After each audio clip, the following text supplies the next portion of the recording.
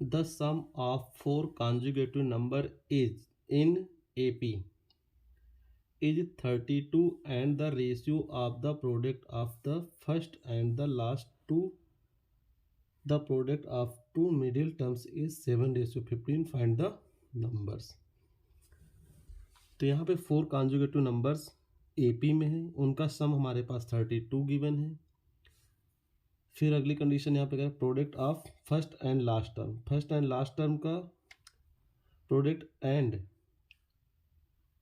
Middle term का product दोनों का रेशियो 7:15 है। तुमको नंबर्स फाइंड करने, यहाँ पे लेट कर लेंगे, लेट फोर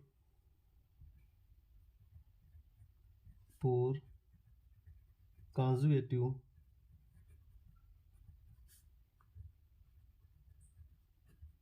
नंबर एपी में। तो फर्स्ट हो जाएगा हमारे पास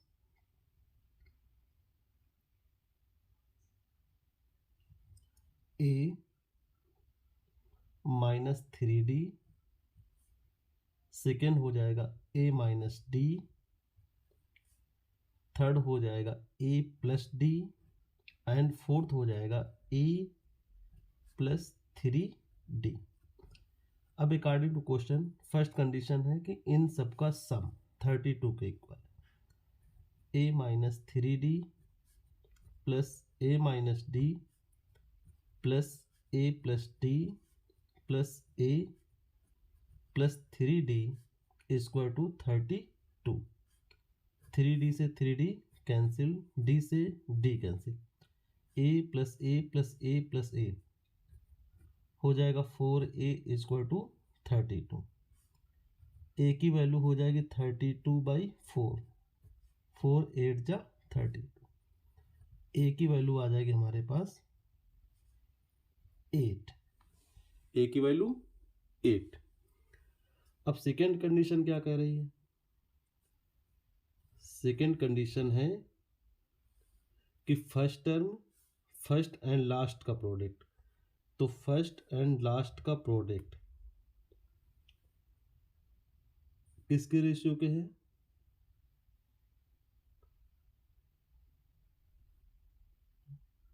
the last to the product of two middle terms.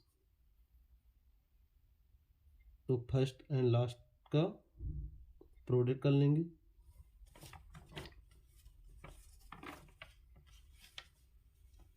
तो फर्स्ट एंड लास्ट हमारे पास हो जाएगा ए -3D एंड लास्ट हो जाएगा ए +3D।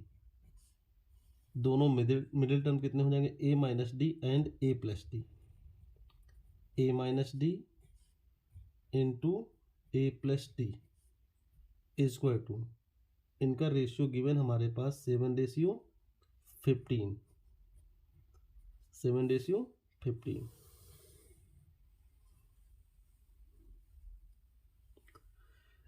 एक ब्रैकेट में a -b है, दूसरे में a +b है, तो यहाँ फार्मूला बन जाएगा a² - b² इक्वल टू होता है a +b, एक ब्रैकेट में होता है a -b।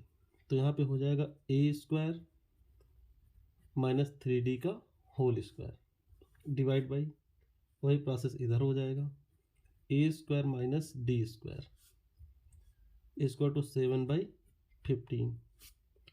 अब यहाँ पे a की वैल्यू गिवन है, a की वैल्यू है 8, तो a = 8 पुट कर देंगे। a = कितना पुट करेंगे? 8। तो यहाँ पे पुट करेंगे तो हो जाए हमारे पास 8 का स्क्वायर -3D का स्क्वायर डिवाइड बाई 8 का स्क्वायर -D² इक्वल टू 17/15। अब 8 का स्क्वायर हो जाएगा 64 माइनस 3 का हो गया 9D² divide by 64 minus D² equal to 7/15। Cross multiplication कराएंगे तो 15 64 minus 9D² equal to 7 64 minus D²। Multiply कराएंगे तो 15 into 64 minus 9D² into 15 equal to 7 into 64 minus 7 into d square. D square वाले टर्म्स एक साथ इधर कर लेंगे एंड नंबर्स वाले टर्म्स इधर। तो 15 into 64 minus 7 into 64 equal to, ये इधर पॉजिटिव में उधर जाएगा नेगेटिव, और 15 9 जा होता है 135 D square minus 7 D square. यहाँ पे 64 कॉमन ले लेंगे तो इधर बचेगा 15 माइनस का 7। 64 दोनों में कॉमन है, 15 एंड 7 सब्ट्रैक्ट करेंगे 135 में 7 तो इधर आ जाएगा 128 डी स्क्वायर। तो 64 इंटू 15 में 7 सब्ट्रैक्ट करेंगे तो आ जाएगा 8 equal to 128 d square. D square equal to हो जाएगा 64 इंटू 8 डिवाइड बाई 128। 64 2 जा होता है 128 और 2 4 जा 8 होता है। डी स्क्वायर इक्वल टू 4, तो d square to √4 equal to 2, यानी जो कॉमन डिफरेंस आ गया हमारे पास 2। फर्स्ट टर्म क्या हो जाएगा हमारे पास, यहाँ पे है a माइनस 3d, तो पुट करेंगे a की value 8 minus 3 into 2 equal to 8 minus 6 equal to हो जाएगा 2। Second term a minus d, तो 8 minus 2 equal to 6। Third term a plus d equal to 8 plus 2 equal to 10। Fourth term हो जाएगा हमारे पास a plus 3d equal to 8 plus 3 into 2 8 plus 6 equal to 14।